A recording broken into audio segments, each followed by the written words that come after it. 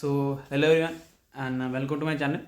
तो आज था आईडीबीआई जैम का पेपर और पेपर का जो रिपोर्टिंग टाइम था वो 7:30 बजे था। और कहीं ना कहीं यहाँ से हमारा जो सेंटर है वो 40 किलोमीटर दूर है, तो हमें सुबह 6:30 बजे निकलना पड़ा।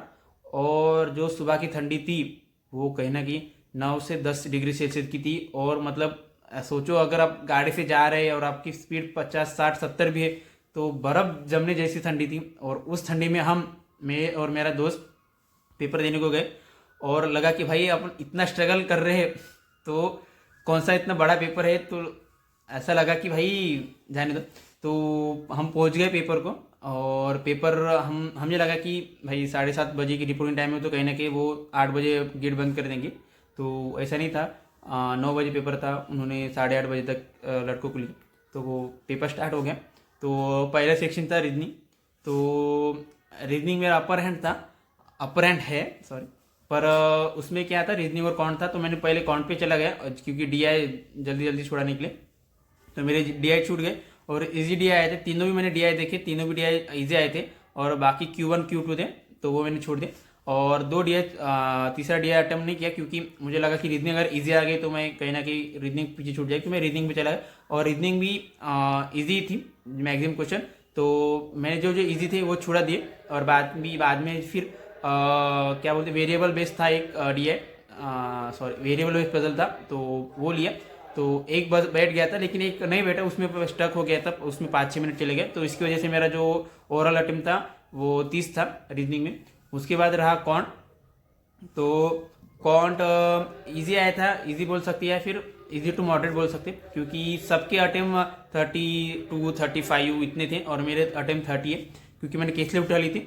और मतलब मुझे लगा कि अगर वही केसलेट नहीं उठा था और अगर उसमें दो केसलेट नहीं थे, अगर 9 मार्क के केसलेट थे, 6 मार्क और 3 मार्क के शायद से 5 या 4, तो अगर वो दो केसलेट नहीं थे तो अगर बाकी को कुछ कुछ क्वेश्चन आ जाता तो मैं ज़्यादा अटेम्प्ट कर लेता था।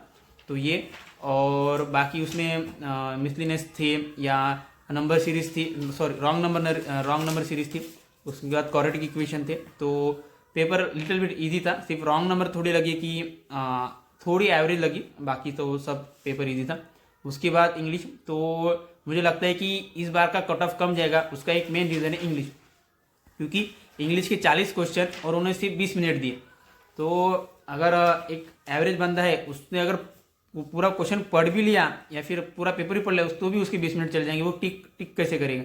तो मैंने स्टार्ट किया, मैंने 5-6 क्वेश्चन छुड़ा लिए तो देखा टाइम तो 15 मिनट बाकी थे। तो मैंने कहीं ना कहीं फिर थोड़ा फास्ट फास्ट किया। तो देखा कि मुझे क्या क्या छुड़ाना, तो मैंने ऐसे कर दिए 25-26 छुड़ा ली। तो और इंग्लिश भी ऐसे मुझे ऐसे प्री जज कर गया था इंग्लिश ईजी आएगी कि चलो बा ये वो मतलब नॉर्मल जो इजी इजी जो क्वेश्चन है वो है, लेकिन वहाँ पे इजी नहीं थी, वो कहीं ना कहीं मॉडरेट इंग्लिश थी। और मुझे लगता है एक तो लोगों का कट ऑफ इंग्लिश का नहीं निकलेगा या फिर लोगों के मार्क इंग्लिश में ही कम होंगे, तो ये।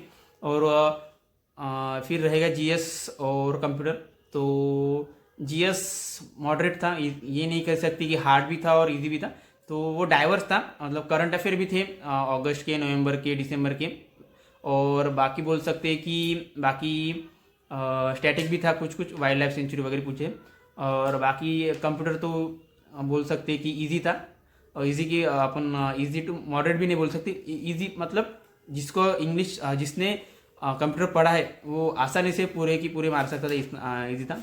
और अगर लास्ट साल की बात करूं तो लास्ट साल से मुझे कहीं ना कहीं इजी लगा पेपर, वो बोल सकते हैं प्रिपरेशन से ही बोल सकते हैं। लेकिन लास्ट साल मैंने दिया था तो मुझे 80.5 मार्क थे लेकिन मेरा क्लियर नहीं हुआ था। तो इस साल देखते हैं कि कितने मार्क आते हैं और कट ऑफ के क्या रहता है वो अपन बाद में देखेंगे क्योंकि इसका रिजल्ट 1 या 1.5 महीने में लग जाएगा, उसके बाद पता चलेगा। और तो आज का ऐसा हमारा एक्सपीरियंस रहा। तो मिलते हैं फिर अगले वीडियो में। और अभी 21 को अभी USSC का अभी AO का पेपर है तो वो भी देने जाऊंगा और वो भी सेम सीनैरियो है, सुबह हमें उठ के जाना है। तो देखते हैं कैसा रहता है। तो stay tune, all the best for your upcoming exam and all the best for me, thank you so much.